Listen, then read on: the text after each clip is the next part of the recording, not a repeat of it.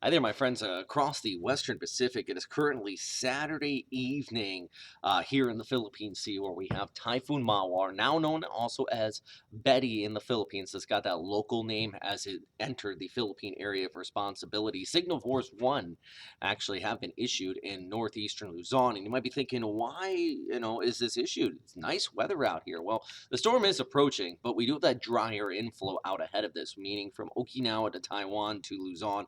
Actually, pretty nice conditions, a little bit of a breeze, but the cloud cover is deteriorating, which is good news because we're getting that shear, we're getting that dry air acting on the storm. It's still dangerous, still a potent typhoon, but it is starting to weaken. But this is still 600 miles, about 1,000 kilometers away from Luzon. I've seen classes were suspended here on Friday, which I thought was kind of interesting.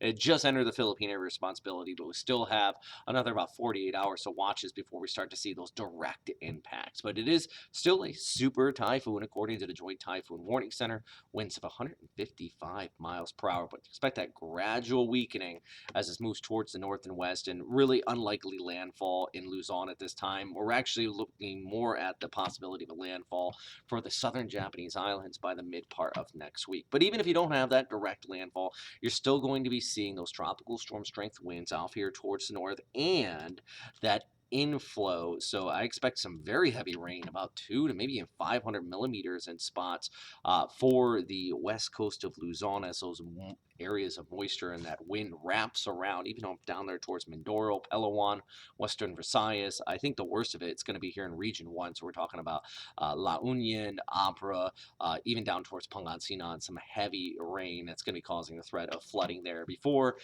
this moves towards the north. And this even Tuesday and the Wednesday, still seeing that inflow as the storm pulls away and heads off there towards the southern Japanese islands, where, you got Miyako-jima and Okinawa Ishigaki-jima all have to watch that storm very closely as well. The guidance still a little bit split on that long range, but I do think Okinawa is probably, for the military there, going to have to run through those core conditions by Wednesday, Thursday, maybe even over towards Friday as well.